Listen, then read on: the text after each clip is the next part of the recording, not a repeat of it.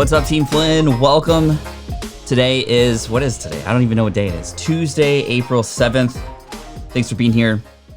Appreciate y'all. For those of you who are new here, this is our daily stream. It's called the Income Stream, live every morning, 8 a.m. Pacific, 11 a.m. Eastern. And I'm here not only because it's an excuse for me to wake up every morning and serve you, but also because I'm here to answer your questions. We're going to do some website reviews, maybe 2 or 3 today. But most of all, we're here to just form a community, to bond in this crazy time that we're living in right now. I'm just really excited to be here with you. You know, it's interesting because I'm trying a little bit of a new setup today. I don't know if you saw this little overhead view here of the Rodecaster Pro. Let's turn that guy off. Just wanted to try something different. And this is something I do every time I go live, not show off the gear. Although if you're interested in the gear, you can actually check out in the description below a list of the gear and a list of a lot of the other tools that I use to make this happen. I've been having a lot of fun putting this together. But what I mean is, and this happens before I go live on stage, this happens before I come out with a new podcast or a new podcast episode, or even when I write a new blog post. Every time I do something again, I always try to incrementally improve from the previous time before. Because if you just even improve 1% every single time, that little tiny percentage exponentially grows over time. So today I'm focusing on how can I make the set a little bit more interesting today? How can I just bring more of the behind the scenes to you? How can we make this a little different every time? Another thing that you can sort of just get some insider information on is when I go live on stage, which, you know, I was actually supposed to speak quite often this year at different places. I was supposed to speak for Dave Ramsey, for Christy Wright, for a number of other different amazing people. A lot of those have been canceled. Some are still potentially going to go on because they're a little bit later in the year. However, every time I go on stage, I always try something new, similar to what I just said here. For example, when I started speaking early on, I remember a day specifically I was speaking where I was really working hard on what I was going to do with my hands, because it was always sort of a weird, awkward, like, what do I do with these things? I have no idea. So I worked really hard and I watched a lot of videos and just paid attention to that one little thing to try and improve the next time. The next time it was probably something like, you know, my pacing, because sometimes when you're speaking on stage and you get a little nervous, you kind of walk around in circles a little bit and you kind of just hover over this like 6-foot area. And that's good for social distancing, but not so much if you're just going back and forth and sort of making the audience tired of watching you move back and forth. I remember another time it was, well, how can I hook people in the beginning? So at this presentation in St. Louis, 2013 FinCon, which is the Financial Blogger Conference, I remember the presentation, it was about first impressions. So I was like, okay, well, if I'm giving a presentation about first impressions, I really need to make a great first impression, something that's memorable, right? Something that sort of sets the tone. So here's what happened. I was introduced on stage. They played a little sort of video trailer thing to announce me. And then I was running up on stage. And as I was running, I hit the ground and I tripped and I fell. Bruh. And people in the front row were like, oh my gosh, Pat, are you okay? And then the person who introduced me like got up and tried to help me get up. And then what happened was the video that introduced me played in reverse. And I got up whoosh, and I sort of rewound and went back to my chair. And then it played again and I went back up. And I carefully went up the stairs. And then I said, hey, you never get a second chance to make a first impression. And still today, now 7 years later, people are still talking about that presentation because it was a way to hook people in. And yes, I did practice learning how to fall. You know, there's a lot of information on YouTube about how to fall properly and safely, a lot of WWE related things. And unfortunately, I did not practice falling on a hardwood stage. I practiced on my carpet. And so when I did it on a hardwood stage, I actually bruised my rib. And I was short of breath a little bit.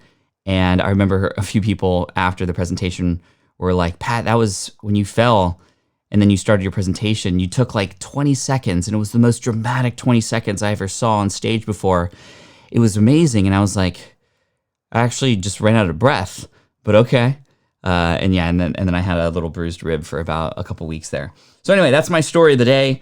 Hopefully you're all doing amazing. Let's give you some shout outs and welcome in. What's up, Out of the Cave? Good to see you here. Saying hi to Ellen. We're already halfway there with the views. Fantastic. Incremental change can lead to incremental improvement, says Michael. That's for sure. Bruh. Bra, that's my favorite sound. Do you like bra better or do you like this one better? I don't know, I kind of like that one too. Just so you know, Anime Wow is here. This one is bra, and this is ooh. How do I remember? Well, Rodecaster gives you like a little thing here. So I have like motivational music. And the laughing crowd. Yeah. I've sort of memorized them by now, but then I've moved them around a little bit for efficiency. I don't know, we'll see what happens. What's up, Common Sense Philosophy? Appreciate you coming in and saying hello. That's common sense for sure. Please remember to smash the like button. When did the word smash become like the thing to say on these videos? I don't know, but yeah, you should definitely smash the like button. We do have a like goal today. We missed ours yesterday by, I think, 12 or so. We have a new one.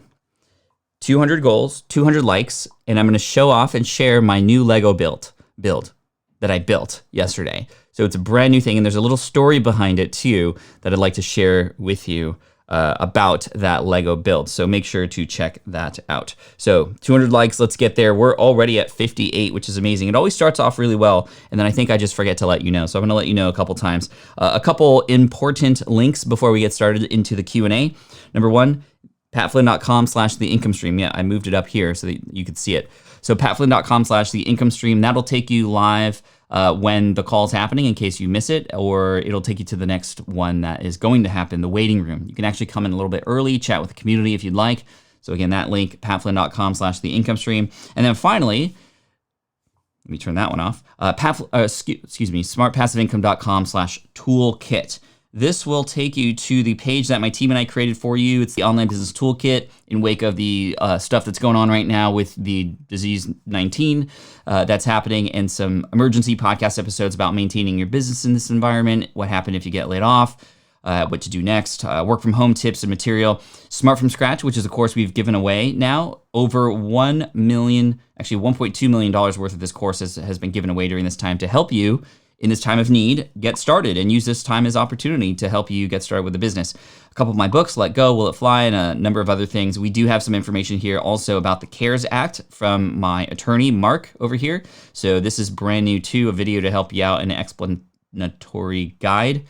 As you can see here, this is the CARES Act PDF that'll give you some more information about the things that are happening related to the loans and whatnot. And that's just obviously for people who are in the US. So if you're in the UK or elsewhere, likely there's a stimulus package somewhere around you that you might be able to take advantage of as well. What's up, Heather? Great to see you here. Thanks so much. One thing I am working on before we get into the questions is I'm definitely, number one, I'm trying to figure out new ways to make, like, you see this comment that's down below? I want to make it look a little bit different. I want to design it so it's not like anybody else's. I saw a live stream that somebody was using. It was the Ecamm Live, but the comments looked a little bit different and they were somehow sort of customized. So I'm working on that. There is a tool called Streamlabs, which apparently Ecamm Live connects to, but I got it and I don't know how to connect it. So I'm going to be working on that in the next couple days to see what happens. All right, so let's get into some questions. Whatever questions you have, let me know. They can be about anything. They could be about life. They could be about business. They could be about me. They could be about you. Doesn't matter. Just let me know, and I'm here to help you. Okay. Hello from Italy. Good vibes, says Paolo. Hope you're doing well. Stay safe. Thank you for being here. Not the bra, especially when your teenager says it all the time. That's hilarious. All right. Let's see. Anime Wow is my favorite. It says Big Gay Fiction Podcast. That's mine too.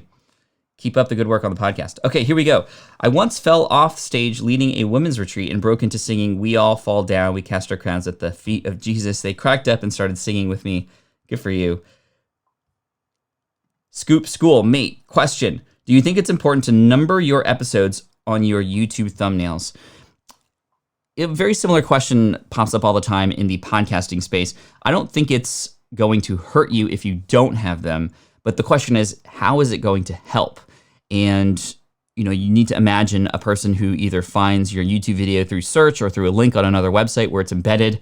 If, for example, they went there, they saw it was episode 34, is that going to mean anything to them? Is that going to just take up real estate on your thumbnail? However, I will say, if you are consistent and you are turning it into a show, this is very common. I think Joe Rogan does this, and a few other people. They come out with episodes of essentially a show, and they put those numbers in there so they can kind of keep people going through the process, through the sequence. They bring people back to the beginning.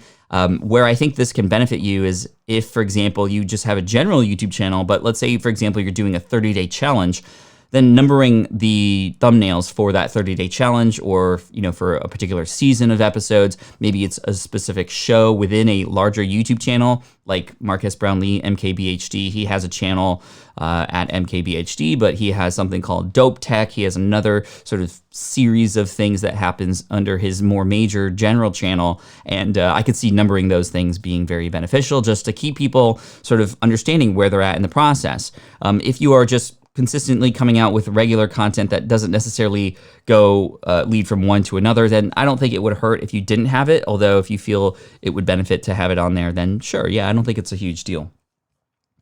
Good morning, Pat, and thanks for all you do for us. I noticed your live CC. How do you do that, and how much? My live CC. I'm not exactly sure what my live credit card, I'm not exactly sure what you're talking about. Daniel, if you could let me know, that'd be great. What tip do you have? What TP do when you old why statement outdated? What to do, perhaps, when your old why statement is outdated? Whew, had to do some decoding there. No worries, Steve. I mistype things all the time. But you were having trouble coming up with a new source of entrepreneurial motivation. I think, Steve, when it comes to entrepreneurial motivation and your why, I think it's important to just think about sort of, number one, why you got into this in the first place and how that might have just evolved. It doesn't necessarily have to be something completely different. It can just be an updated version of something that you were motivated to do in the past. So perhaps it's that. If you're still having trouble, I think the best way to do this, and I know this from my own experience, is just talking it out with other people. Essentially having other people interview you, or you interviewing yourself and asking questions like, well, what's going to get you up in the morning? What's most exciting to you? What would allow you to feel like you're leaving a legacy? What do you feel proud of? In a thank you card that a person would write to you, what would you love for them to say? Like, make up your own thank you card. And, that's just for an exercise for you to just kind of future pace and visualize and try to understand what your audience would appreciate from you, the audience that perhaps you're still building or don't even have yet. And I think that those kinds of exercises are totally great. It's almost like a vision board, but a little bit more specific to the business that you have. So yeah, in terms of your why, I think it's just going to take a little bit of time and thought, and perhaps even meditation, some conversation around that to have people sort of dig in and get under the surface for you, because that's ultimately what you want to do. I would say, just try to look at other mission statements that other people have on their websites. There's a lot of other people who have done a lot of curation of different kinds of mission statements and vision statements, and you can get some inspiration there to see how you might be able to structure your own. I think this is an important topic, though, because if a person on the other end, somebody who you are helping, doesn't quite know what your mission is, then it's going to be a lot harder for them to share your stuff. It's going to be a lot harder for them to connect with your stuff. So I think this conversation about understanding your why is definitely important for sure. Let's get some more questions here. Closed captions. Yes, thank you. Wow. Closed captioning. So there are closed captioning on my videos. YouTube does this automatically, and they have it done automatically. At one point, when we had fewer videos coming out, we connected our YouTube channel to Rev, R-E-V. Rev is a transcription channel or transcription service that humans actually on their end will create the closed captions. And then actually, because it's connected to your YouTube channel, it'll automatically embed the Rev/human-based transcripts into your YouTube videos. And that was really cool, except Rev is not the cheapest in the world, and there are automated things that aren't necessarily connected to your YouTube account, but can create the transcripts at a much cheaper price beyond the automated one that YouTube does. So that's essentially just a service from YouTube. However, you can pay for upgraded transcripts that are a little bit more accurate, and even there are automated machine learning tools that you can use right now to do and achieve very similar results. And Otter.ai is one, Temi, T-E-M-I, Descript, D-E-S-C-R-I-P-T. These are all different tools that you can use to automatically create your essentially subtitles or captions your transcripts, and then you can just upload them. I think you need to upload them, however, as a SRT file in order for YouTube to be able to see them and read them. Aaron says, amazing talk at Vidsummit 2019. Are you planning on going in 2020? I mean, yeah, if it's still possible.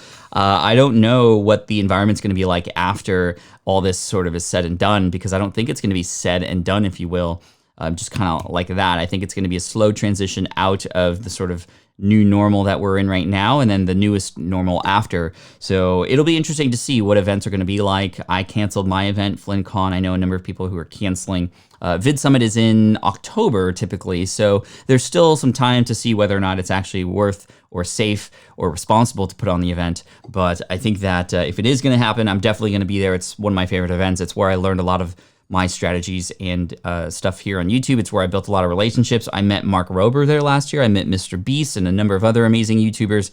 It's definitely the conference to go to if it is on, and you are a YouTuber or doing any video of any kind.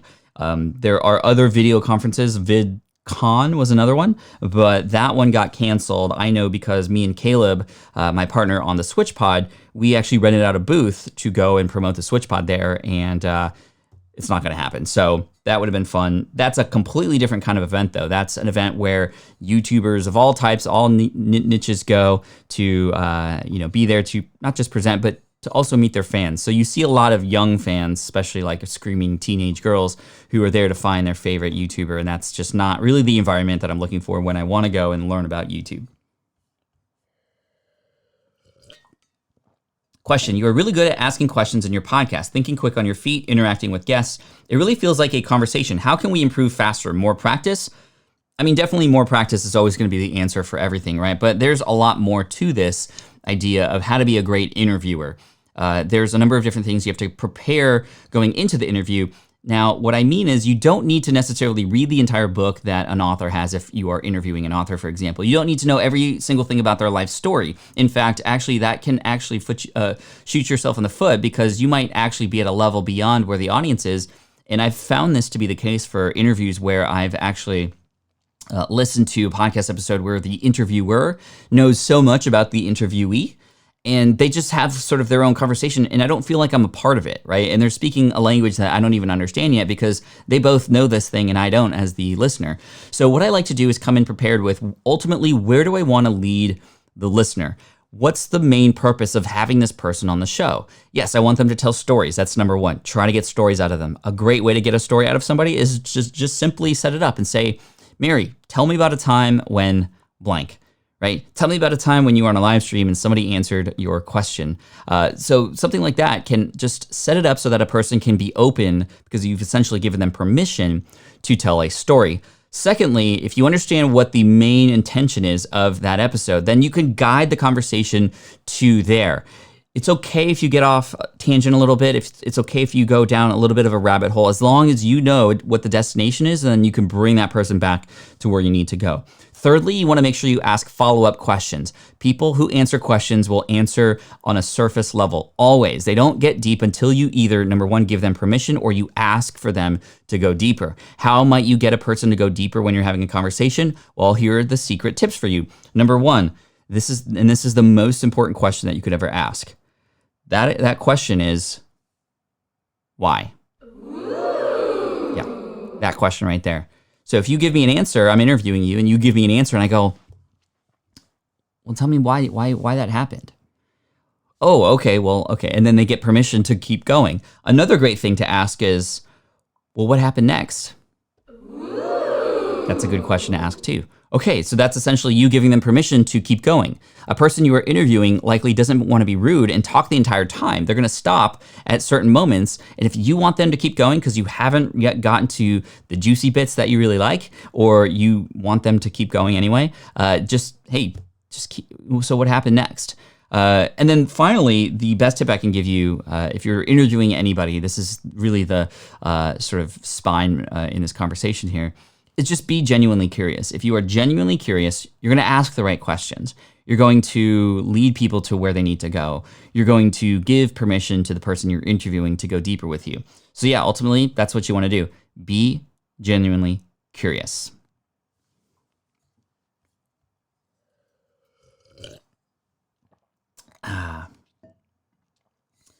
Karma says, you are at 228,000 subs right now. What does your plan look like right now to move to 500,000 subs? Anything special? Thank you for asking. Plan number one is to ask you to share this with people. Honestly, asking your current audience to invite people in is such a great strategy, even though it's not necessarily trackable in a sense, like a lot of other analytics are here on YouTube. The beauty of this is when a person comes in through a recommendation from a friend or a viewer, it's ultimately going to come in a lot warmer than somebody who just perhaps finds me randomly or, I reach out to them cold. This is what I talk about in my book, Superfans, the idea of having your own audience grow your audience for you. Now, that can only happen after a few things. You show up consistently, you give value, and what am I doing every day? I'm showing up every day. I'm trying to give as much value as I can, and already we're starting to see the stream grow, which is really great. But more than that, it's introducing people to the other videos that I have on the channel too. Secondly, just continuing to be consistent with the non-live videos that I'm coming out with, trying to hit hard on topics that are very relevant to people right now. Came out with a video a couple weeks ago about working from home, sort of newsjacking a little bit because everybody was starting to work from home for the first time. That video is sailing. It's doing so well right now. In addition to that, some videos that I know are going to answer a lot of people's questions. I know it's going to take time. I'm not sort of just hoping that one day I'll wake up and I'll have an extra 100,000 subscribers. In addition to this, after we get out of this sort of disease situation here in the world, I think I'm going to ramp it up a little bit by doing a lot more collaborations. Collaborations I saw in the past were extremely, extremely good at helping sort of just inject a lot more subscribers and warm subscribers onto the podcast. And what I mean by collab is, for example, I might invite a YouTuber here who has a large audience on the show, and in exchange, I will get invited onto theirs as well. And what can happen is we can sort of both launch those videos on the same day, and we'll cross-promote each other's audiences, and that could work really well too. But just remaining consistent and trying to come up with creative ways to answer questions, to be there of service and of value to people. No really special tricks other than, maybe the collab thing, but just kind of remaining consistent. That's how I got to, so it took me, how many years? 8 years to get to 100,000, 1 additional year to get the next 100,000.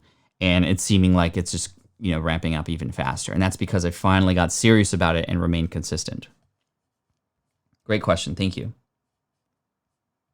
Cecilia says, for years I've randomly posted sermons, lives, teachings, etc. No real plan, but now I want to grow on YouTube. Should I create a whole new channel or just keep what I have and make changes here? Well, if it is relevant to the things that you are doing here, and there's no really reason to start over. In fact, I had the same question back in 2018 when I wanted to get serious about YouTube again. I had my YouTube channel since 2009, so about 9 years at this point, and I asked a lot of YouTube experts, hey, should I just create a new channel, like to kind of, this is how we feel. Okay, I want to do it right, so I want to start from scratch here. But if you've had this channel for a while, well, you might have even just a few subscribers who can help give you a boost. It makes it at least look a little bit more sort of settled in a little bit. And even though you can go back in the past and change things, meaning change and update your thumbnails, you can make your channel look a little bit better. I mean, just start with what you have, and that's where that's what I would recommend. It doesn't necessarily matter that you've had this channel and you haven't been serious about it, and it's sort of random stuff in the past.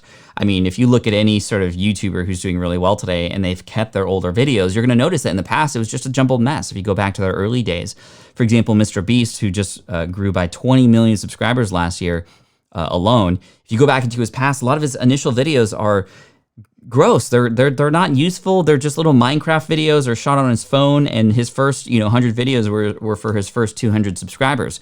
And then he got serious about it, started to develop a style, started to be consistent with it. And then of course you could do the same thing. And I can't guarantee you're going to get results like Mr. Beast, but you will get results. So that consistency is key. And I think using that same channel that you've started already will work out really well. By the way, thank you for all the super chats yesterday. We had a load of additional sort of super chats come in yesterday for whatever reason. A super chat is sort of a paid comment. Your comment gets seen. I give you a shout out. I might answer your question for sure. And more than that, the super chat money gets put into a pool that then gets donated to the San Diego Food Bank. We donated over 1,000 meals last month, and we're already past that for this month, which is crazy because it's only April 6th or 7th right now. Again, I don't even know what day it is, April 7th. So yeah, thank you for the super chats. I appreciate it. Not necessary. You don't have to pay a dime to be here. No fees required, but I will accept them and I will pass them on to somebody who definitely needs them. Thank you so much for that. All right. By the way, like goal. 200. We're already at 111, so we're over halfway there. We are nearing halfway through the stream today. So let's get to 200 so that we could see exactly what this story is behind this new Lego build that I have. It's a really fun story. It actually involves making money. So making money and Lego, how does that work? Well, you're going to have to get to 200 likes, and we're going to find out from there. Yeah, you can make money with Lego. Okay, Maui Guy Life. Question, you just mentioned to Steve about the why. I have multiple ideas, but no one to talk with about it to get clarity. Last local mastermind group discouraged, feeling alone. Any ideas? Yeah, definitely get involved with groups online. All of the mastermind groups that I'm in right now are all online based, all virtual. I found some of these people through forums and groups, but a couple of them sort of I just formed on my own, and I reached out to people and asked them, hey, would you like to create a group that can get together every month or every week so we can get together and chat and hold each other accountable and share ideas and whatnot. And we just meet. One of them meets via freeconferencecall.com, another one meets via Zoom, another one meets via what is it? Skype, I think. And so these things are easily accessible. The in-person ones I found actually did not work out as well. They've all disbanded, not because of what's happening right now, but because the in-person ones, you know, we have some hors d'oeuvres and we have like some wine or something, and then it's just like, yeah, we talk business, but it's never as structured as when it is in an hour every week on a call where you can take it even when you're in the car or what have you. Finding other people online can be a great way to sort of fill in that gap for you to find other people to sort of share these things with. And likely you can get in these groups and provide value and receive value too. You can share your ideas there, even in text form. It's not even something that necessarily has to happen on a call, but try to find a group of people who you can connect with, who you have a good vibe with, who will be a nice sounding board for the things that you have going on.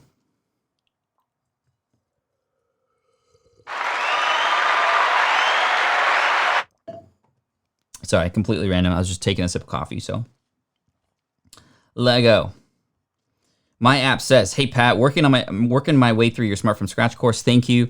I am going to start a project during this time of disruption, guaranteed. Good for you. You know, this takes me back to 2008. I got let go. I got laid off, hence my book, Let Go. But in order to get to where I wanted to go, I had to let go of who I thought I was supposed to be. That's why it's called Let Go. If you imagine life like a ladder, right? You're climbing the corporate ladder, you have both hands on, and you're climbing up, and you want to get as high as possible, right? But then you look down, the higher you go, the farther it is that you fall. So the tighter you grip on that ladder, right?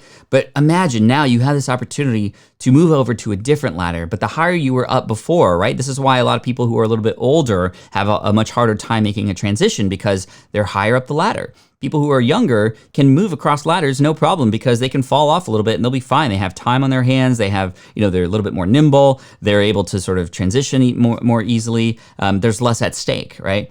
But in order for you to move from one ladder to the next, you have to fully let go of the other, right? You can't climb a new ladder unless you fully let go of the other. Now, it's not to say you have to jump over and risk your life in that way, but easing over, and then eventually you're gonna have to pull that leg off that initial ladder to move up the new one. So yeah, there's definitely opportunity. And once I finally realized that and saw that, everything started to change. I started to get more bold with the actions I was going to take to build a business. And that was something that, having the safety net of a business, of a job, I was never going to have. I was never going to do because I had no reason to. Nothing was pushing me. And thankfully, I got let go. And being laid off was the number one best thing that ever happened to me. And I guarantee you, I wouldn't be here today doing what I'm doing if I didn't get let go. Susan says, Pat, I have a website and I am working on creating a podcast. Do I need a landing page for the podcast?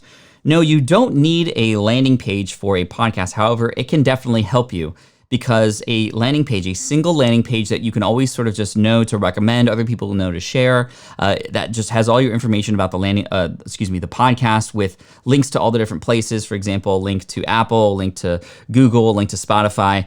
It might even have a subscription box so that people can join your email list there. This just becomes the place that you let people know to visit every time. That is just so much easier for people and for you as well. When you are promoting your podcast, for example, you're a guest on another person's show, You can have them subscribe to your show from there, or visit your landing page and you can sort of give them more information from there too. You can have unique landing pages also for the individual podcasts that you are a guest on to continue the conversation. It might say at the top, hello, smart passive income listeners. Thanks again for listening to my podcast where I was with Pat and we talked about this. Here are a lot of the information that we talked about on the show below. If you'd like to get this free guide that I talked about, join my list here and click here to subscribe to my podcast. You don't need a landing page though. It's not required for you to have your show up and running. So if you are trying or attempting to put this together and it's just providing a ton of stress and anxiety for you right now because maybe you're just not technologically savvy right now and it is something that you can do, but you'd rather get the podcast up sooner, well, get the podcast up sooner. Get that done first. I always say, if it's not required and it's providing friction, don't do it right now. Put it aside. So let me go over that again because that's really important. If it's not required, it's not a requirement for you to get your show up and running, and it's providing friction, then skip it for now. I want you to get up and running and get it up there down and dirty so that then you can fix things. Then you can make things perfect after that. By the way, 133, we are at a light goal, 133. We are almost there. So keep up the good work. Kathy, what's up? Good morning. All late to the party, but here for 22. Day 22. Can't believe we're day 22 through this every day. It's getting easier. I'll tell you, when I first started doing these, I would get nervous. I wasn't quite sure what I was going to say, but just over time, you practice, you get better, you force yourself to do it. And, we've had a lot of regulars who are here for every and all 22 live streams, and we've had people pop in. It's just not their cup of tea. It's not for everybody. If you're building something for everybody, it's actually going to help serve nobody. But I'm here for you. And if you enjoy this, awesome. Thank you. Hit that thumbs up and make sure to pop in every single morning, 8 a.m. Pacific, 11 a.m. Eastern. Jim says, loved your video, 7 easiest ways to get people to like you. Seems like a lot of editing was done to produce this. Do you do it yourself or do you have a team of people that work on it? So I definitely have a person who edits my videos now because I'm spending a lot of my time focusing on this and family and a lot of other stuff that are going on right now. I used to edit my own videos and having another person do it for me is really great. The way the editing process works now with having somebody else on board is I'll hit record on the camera, boop, and then I'll do my thing, and it's just one take. I mess up, I make changes on the way, and I'm sort of just talking to my editor as I go. Okay, no, let's not use that take, let's try again. Or no, actually that last part, let's remove that entirely. I'll pick it up from here instead. And I'm almost talking to the editor as if I was in the room with them while I'm recording. And so after it's done, I pull that out of the SD card, pop it into the computer, and I send it via Dropbox to my editor, and I give him some instructions on sort of what I'm hoping to achieve with it and all that kind of stuff. So he takes a first pass. His name is Tim. He works under Caleb, my videographer, and he takes a first pass. He gives me an initial pass in maybe a day or two on a tool called Frame. I think it's called frame.io. And what that does is I get to see a preview of it, and I get to comment on it at different moments of the video. So for example, in this last video that I came out with, the beginning of the video didn't have a lot of jump cuts and it didn't have a lot of B-roll. And I said, hey, can we add a little bit more B-roll? For example, at this moment right here, you can add a picture of something technological because I'm contrasting that with Dale Carnegie, who's written a book called How to Win Friends and Influence People, which is timeless. Maybe over here, you can find a picture of this that you can add on the screen. Maybe during this time, I want you to add a bullet point list of these items. And that way, in the beginning, you'll notice that a lot of my videos are very pattern interrupt heavy in the beginning of the video, especially my longer ones. Because I feel like if you're going to commit to, 7 to 8 minutes worth of the video, you're going to stick through it all the way till the end anyway. It's those first 5 minutes that are really key. So I stack a lot of the pattern interrupts, the images, the B-roll, the things that move on the screen in the beginning of the video to capture people's attention more. I still keep them out throughout, so it's not like boring and completely different, but I stack a lot of that in the beginning of the video to make sure people stick around.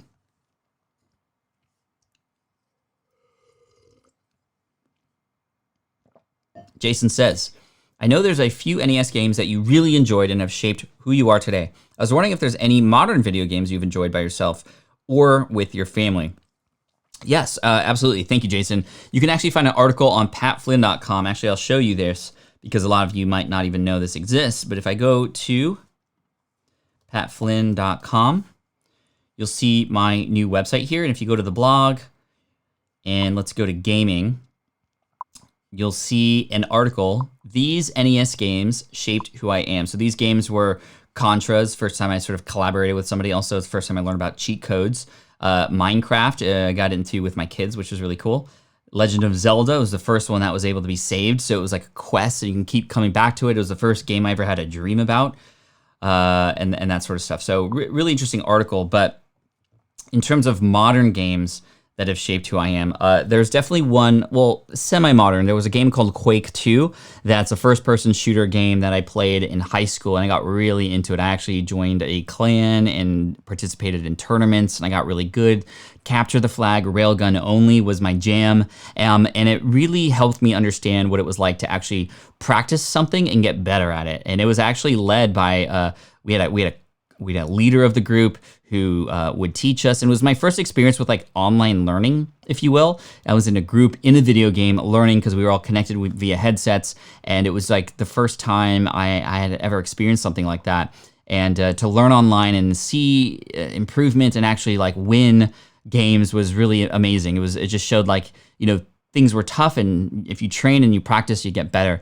Another more modern game that is actually my family is getting into right now is called Overcooked.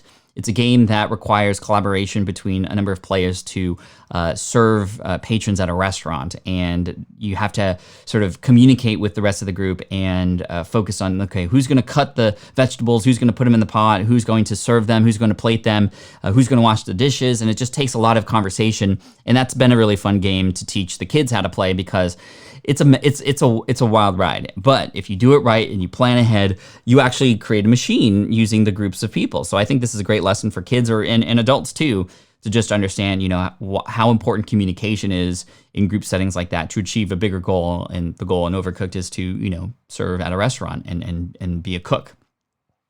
Let's see if I can find one more game. Fortnite was a game that I got into a little bit with my son. That game, everybody was talking about it at school with my son, and he hadn't played it yet. I hadn't ever experienced it.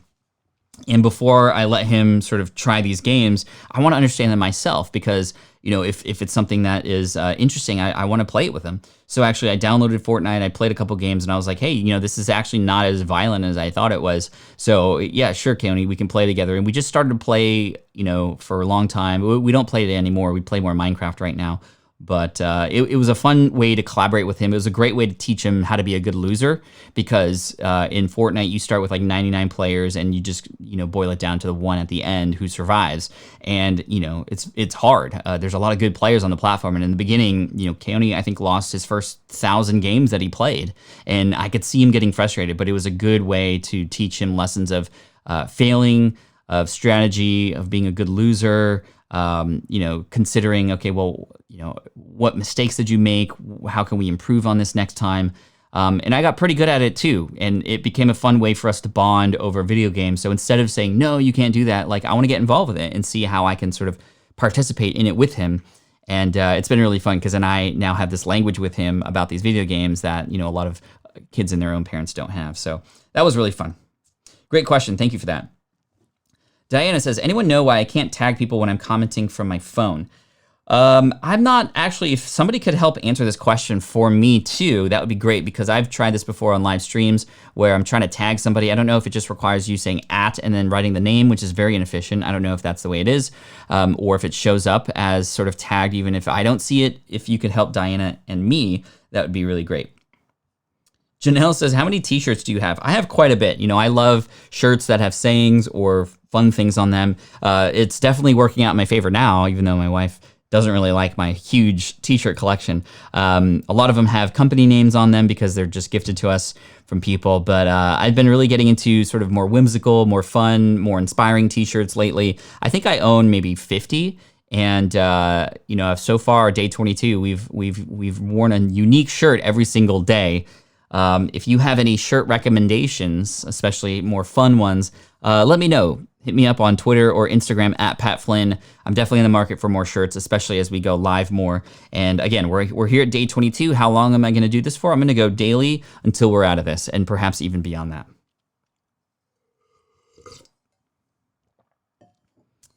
All right, question. I have some recorded audio podcasts, and I want to turn them into YouTube videos. Any tips on tools that I can use? So one of my favorite tools to use that makes things like this very simple is ScreenFlow. It's like an editor editing software, but it's mainly and primarily used for recording videos on your screen. So if you're a Mac user, this would be the tool for you. If you are on PC, the equivalent is Camtasia Studios. It's essentially screen recording software, but it includes a lot of other editing tools on top of it to make it easy. So what you could do is you can import your audio into ScreenFlow.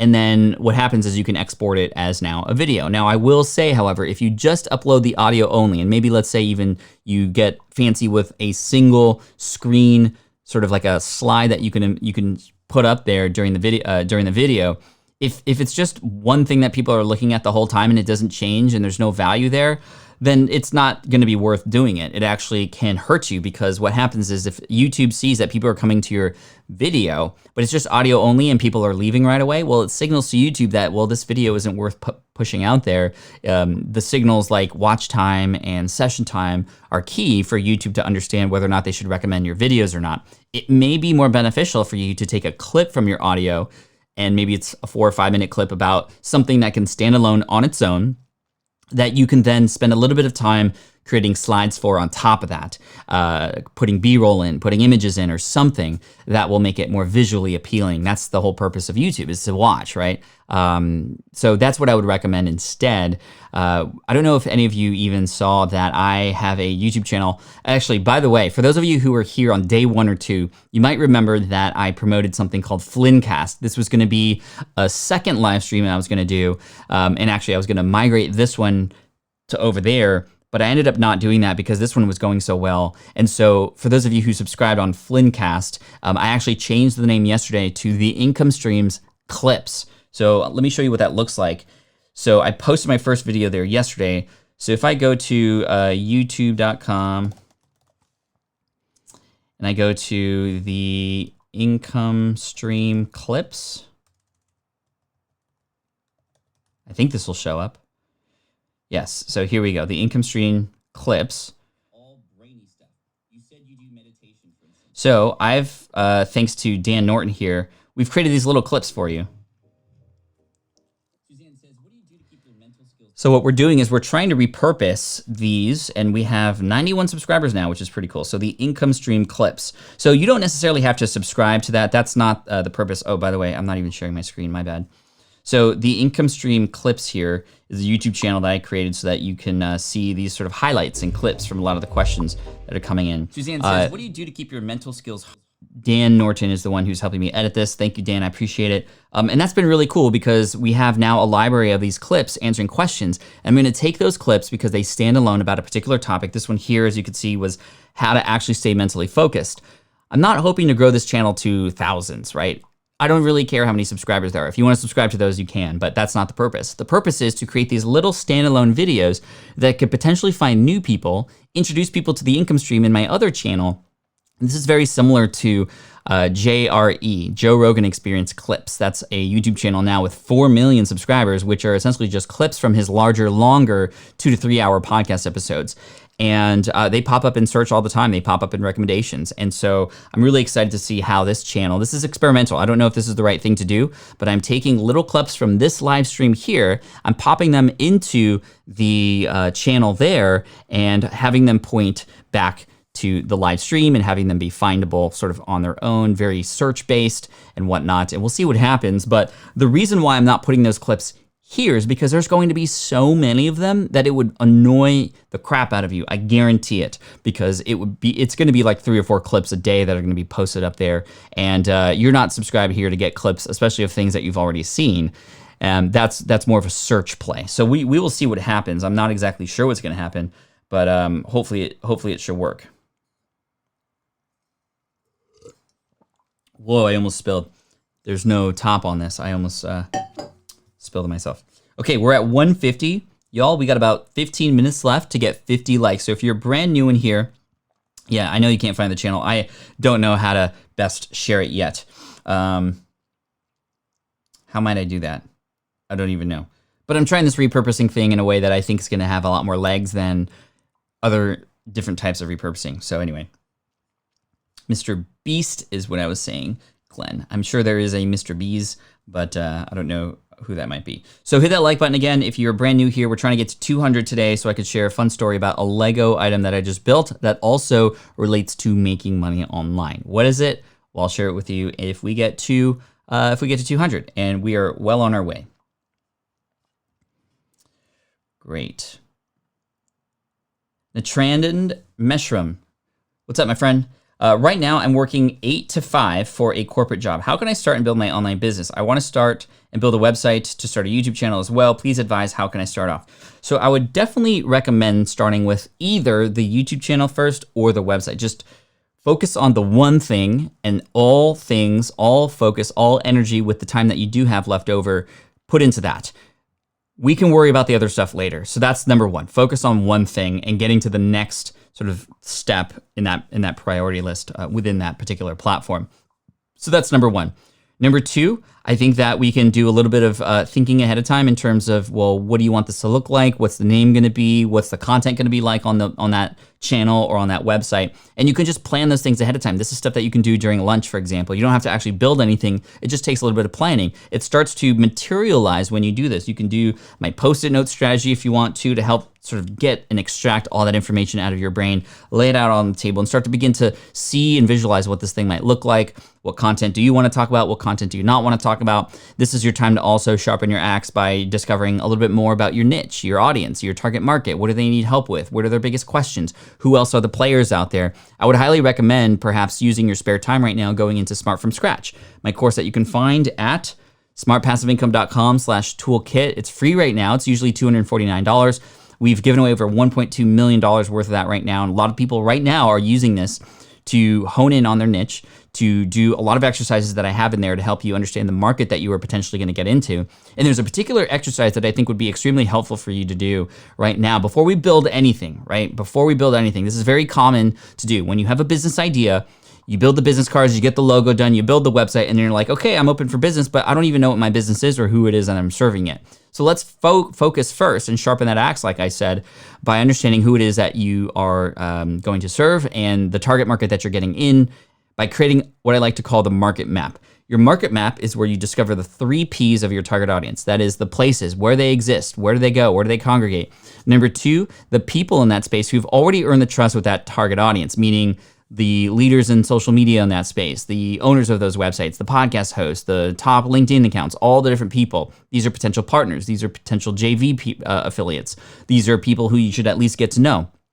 Number 3, the products that people are buying that are being served to that audience. That will give you a good lay of the land so you can come in later and find a particular position or spot or area of land that has not yet been tended to, and you can come in with a lot of value. You can have a huge advantage coming in now by coming in with a little bit of research on top of what already exists for people, because then you can create a position that's different, that stands out, that piggybacks off of some of the success that other people have had, but you're just taking it a bit further. You can avoid the mistakes other people have made. So I think this is a great opportunity for you for sure.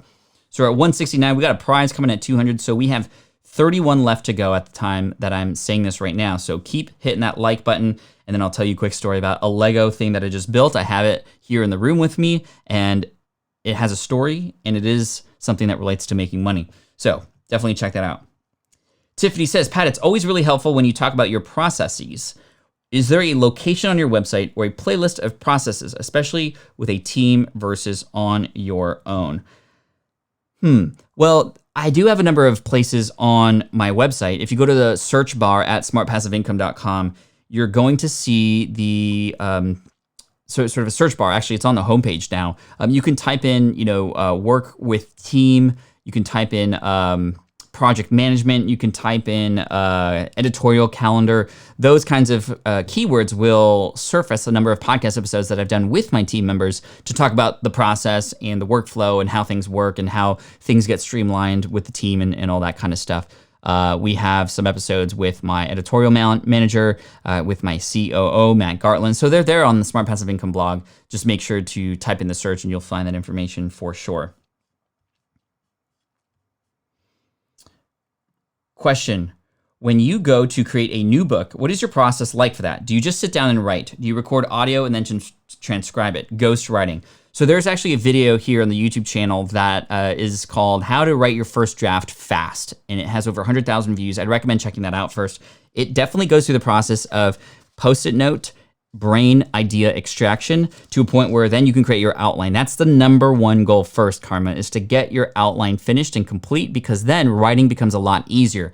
Never just start a book by sitting down with a white screen and the black cursor just like taunting you on your face, right? It's like, you can't write, have fun doing nothing. That's what the cursor is saying when you just kind of sit down and just try to hope words come out. It's never gonna work. So get that outline done first. And then what I do is you can either transcribe an audio, so pick one post-it note out, which is like one chapter or a piece of a chapter, and then just start talking about that, extract those stories, write down those points. What are the case studies? What are the things that you want to talk about to help a person understand what it is that you're talking about there? And you can do it via audio, like Rev, and then have it transcribed, and then boom, your first draft is there. But you're gonna have to work, if you transcribe your book initially, you're gonna have to work harder to take that transcription and turn it into book form or text form. There's a difference between how people talk and how people read, right? Versus if you just write, then it's sort of done for you, but it's a lot harder. It's a lot, you have to really not edit while you are creating. Your edit brain is different than your creative brain, and so they fight against each other, and that's the hard thing. So your first draft, just understand it's gonna be really bad, but you can also just take a post-it note, for example, in your outline and just focus on that like it was a blog post, and it's just a piece of a larger whole, and ultimately they'll come together at the end, and there's gonna be a lot of missing holes, there's gonna be a lot of missing connections, but that's where in the second round you can come in after the first draft is done to sort of tie everything together and hopefully create some themes there that can tie itself all the way through. Definitely hire a content manager, content editor, not a content editor. A content editor is a person you can hire when you're writing a book to make sure that all the things sort of flow well, that everything's in the right order, that there's no missing holes, that it actually progresses through the book the way it should, versus sort of just a regular editor who just is there for grammar and spell check. A content editor, I believe, is what it's called. The person who helps you understand whether or not you're actually tying all the things in the book together in the right order and in the right way.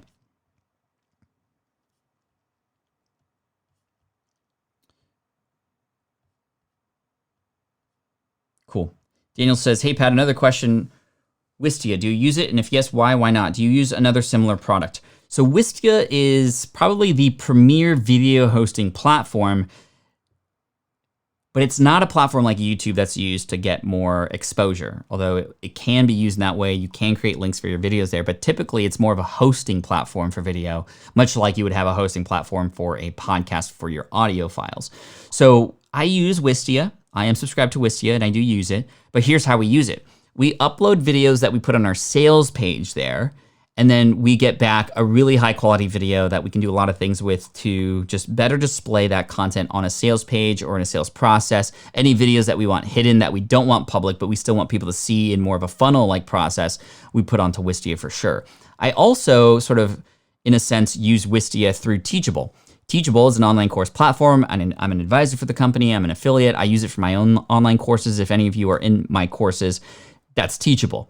When you upload a video into Teachable to teach, it is actually hosted in Teachable's Wistia account. And so you don't even have to pay extra for it. So if you're creating an online course and you want to use a really good video platform, check out Teachable, because they actually are connected to Wistia, and it's just built into the tool itself, which is really great. Wistia is a little bit more expensive, but they have a great crew. They have a great team there. They're really knowledgeable, and they're always creating new stuff for us to make our videos look better. The reason is because it comes off a little bit more valuable to have a video on Wistia and then display it on your website. Vimeo is a competitor, if you've heard of Vimeo before, versus, let's say I had a sales page and I was promoting my podcasting course. If it was just an embedded YouTube video, even if it was unlisted, there's still a little bit of a, oh, this is like just a YouTube video. And then of course a person can control it and do things with it, versus a Wistia video, which you can literally just have either autoplay or just play on your website, and there's nothing else a person can do but watch the video. There's no controls. There's no sort of way to exit it. It's just a piece of a larger whole that is the sales page or process from there.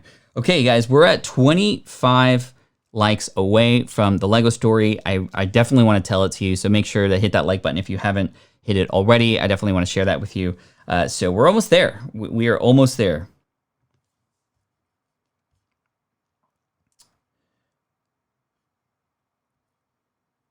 Danny says, according to YouTube, there are currently 179 viewers. Well, that being said, across the whole stream, we typically have about 800 or 1,000 people come, because some people come and some people go, some people stick around. So cumulatively, those likes do stay though. So if you're in here right now and you want to hear that story, hit that like button for everybody. What's really cool is, we haven't had our negative Nancy today. We usually get at least 1 or 2 thumbs down. I haven't seen a thumbs down yet, which is really cool. Corey says, any inventions in the works to follow the SwitchPod? So we recently launched, just a couple months ago, we launched the SwitchPod ball head. And the SwitchPod ball head is a really great accessory that fits on top of the SwitchPod. We actually sold over 1,000 in a couple days, so we are a little bit low in inventory right now, but we do have another shipment and order coming in very soon, which is really great. And I'm really excited because we are working on some other products too, some other accessories that I cannot quite share right now. But when you think about tripods, when you think about vlogging, there are some things that are necessary and that are out there that maybe just aren't working as well as we think we can create a solution for. So yeah, they're definitely in the works. Caleb and I met at WeWork before all this crazy stuff went down in the world not too long ago, actually about exactly a month ago. And we were planning for the next 3 or 4 years in our business. And it was really great. Really exciting stuff happening. The SwitchPod is still selling during this time, which is really great. I think a lot of people are realizing that they're going to be at home for a while and they want to vlog, they want to film, they want a steady tripod. So if you want to check out SwitchPod, you can check it out, switchpod.co. You can get the bundle there. We are shipping right now still, and that could be a cool opportunity. But it's been a lot of fun to just have a new business like that. Evelyn, what's up, Evelyn? Good to see you here. Thank you so much for coming on the stream. Evelyn and I, we've had lunch together. She's great. She hosts Airbnbs. To her question here, I work as an Airbnb host and educators with a podcast. I'm thinking of creating a mini course for Airbnb hosts about the travel nurse market. How do you decide to create a course? So the best way to go about it would be to create your quote unquote prototype. So even though this is not a physical product like the SwitchPod that I just talked about, you can create a prototype in the form of an outline. This forces you to really just sort of materialize what this is so you can understand whether or not it's actually worth doing. So you could share it with people so that they can understand how it might be gone through. And it'll also get to the point where, well, okay, if you do want to move forward with it, awesome. You've already done a lot of the hard work of creating the outline, and then you can just kind of create the lessons from there. I would also consider, is this a topic that your audience actually wants to learn about? I would host perhaps a little workshop or a free training or a webinar to just see if I can even get people wanting to show up. And if I can get people to show up, then that's a good sign. Now I can take it a little bit further. If I don't even get people to show up, or perhaps instead of doing a live workshop, for example, maybe it's a lead magnet. And in this lead magnet, you share a little bit of sort of high level bird's eye perspective views on this topic.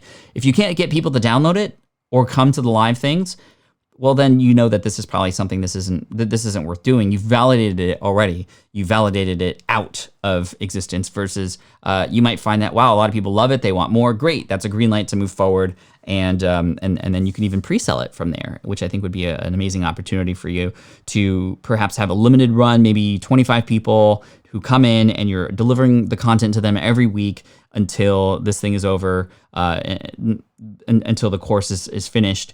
And then by the end, you have these testimonials. You'll have people who will have gotten results from it, and then you'll have these things ready for your public launch, and it could go really well from there. 8 more to go. We're almost there. I feel like we're gonna have it. I feel like we're gonna do it. I feel like we're gonna do it. I love the support here from y'all to get these likes in, which is really great. Question from Xenia and Vlada, a couple regulars here who were here on day one as well. Is it possible to collab with YouTubers with high sub rates if you're a small YouTuber and offer a good idea? Or is it always only about the advantage of leveraging the audience? Well, I know a number of different examples of huge YouTubers who have supported early beginning collaborators, people on YouTube, because they just have a very unique way of going about it. I watched a video of Peter McKinnon the other day hosting a smaller YouTuber just because they had some really interesting and great information to share. They built a relationship off of the video and were able to bring that online. And I don't think it's not impossible at all. If you have something of value that you can offer to share with that audience, then it can work out so well, and you can get a huge lift from these larger creators. I think the biggest thing is you just need to try to build these relationships, try to go out there. What's the worst that can happen? They'll say no, and that's the worst. That's it. And then you can come back later. Maybe you'll grow even more. Maybe you'll have some more things that you become known for, reach back out to that person later, and then boom, it'll happen.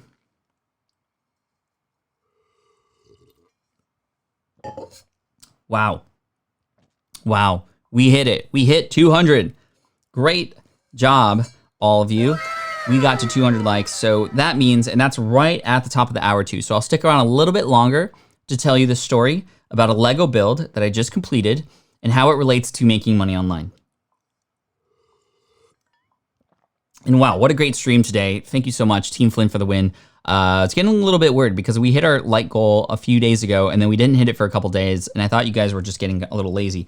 But no, you guys are here, you showed up. Great job, everybody. Thank you so much. Is it me, or do these streams go by so fast? This is why we go a little bit longer on the weekend, because I definitely want to get into more site reviews too. Perhaps we'll do more tomorrow, but we just had a lot of great stuff to talk about today.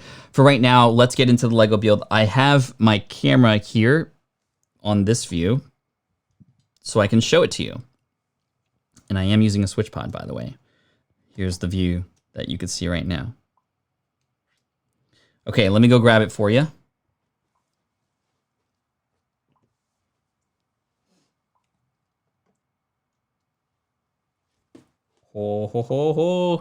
Here it is. Maybe you saw this on my Instagram the other day, but this is, y'all, do you see what this is? This is a Tesla Cybertruck. Sorry, it's not getting focused right now. That's weird. There it is. So this is a Tesla Cybertruck. And it comes with the little ATV in the back, which is really cool. And yes, it does open. This can come out. Okay, so what does this matter? What does this do for us? So this is actually a Lego set that Lego did not build themselves. Lego does an amazing job of rewarding their fans and letting them do stuff that a lot of other companies would, actually selling things related to the company that other companies normally wouldn't. Now, this might not be what you think. There's a couple ways that Lego gets their fans involved in this really interesting way. So let me put this down because it's built in a way where it's sort of uses a lot of unconventional techniques, and it is a little bit sensitive and fragile. But I'm going to go to ideas.lego.com. So this is one example of what Lego does. They encourage the community to build their own Legos. And what can happen is if you build something that the rest of the community likes, so this one, for example, had a really good response to 424 comments, a bunch of updates. What'll happen is Lego, if they see there's getting a lot of involvement here from the rest of the community, I think in the past it was if it got 10,000 likes or more, Lego would consider this is just like any of us can do this. This is a random Lego user who just is a fan who created the Central Perk, which is from Friends version of coffee, the coffee shop for Friends as Lego. They will consider manufacturing it, and then you get a percentage, a royalty of all sales on a limited run. How cool is that? How cool is that? And so this is the official Lego Ideas page here, and I think that we can even see, I think there was, so contests. So yeah, they just get the community involved, and it's really great. The DeLorean, actually from Back to the Future, was their second build from Lego Ideas back when it was called Lego Kusu, which is, I think, Japanese for idea. Anyway, this is not that. This Tesla Cybertruck actually came in another forum, in another place, and that was actually here at Rebrickable. Any person can create any creation here, and in fact, so this is a tank, right? You can buy the building instructions. So the building instructions for this are $35. I don't know if you could see that. 35 bucks. A portion of that goes to the Lego creator. In addition, I can actually buy the pieces too. I can buy the pieces. So buy building instructions, you can get the parts inventory, and you can actually buy the pieces too. Now, Rebrickable is just a place for the instructions for what are called MOCs, my own creation. So any of us can create anything out of any Legos that we have, and we could put it up there and we could sell the instructions.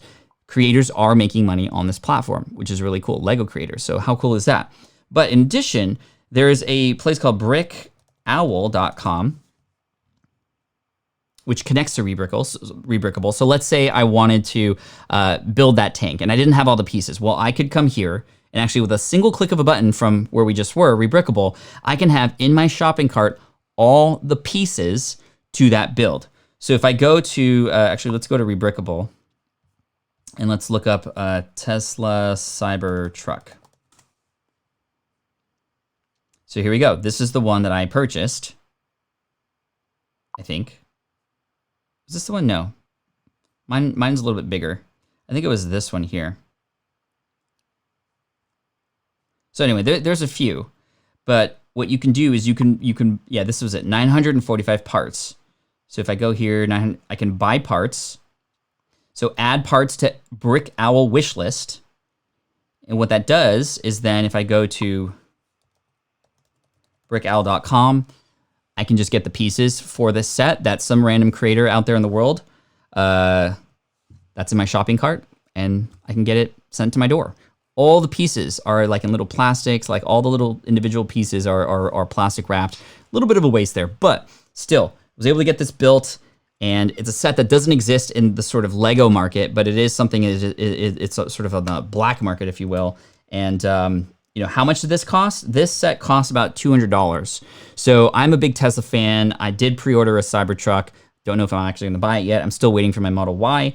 But a little cool story for you about some random brick creator around the world making money because I'm a Tesla fan and they built the plans for this Tesla Cybertruck, and Brick Owl having the parts sent to my house made it really easy. And literally it's the same, they look the same as the Lego instructions that you would get in a set. So how cool is that? Really amazing, right? So people can definitely make money in all different kinds of ways. And that's how somebody out there on the other side of the world made money off of me by selling this Lego set. Pretty mind-blowing, right? Yep.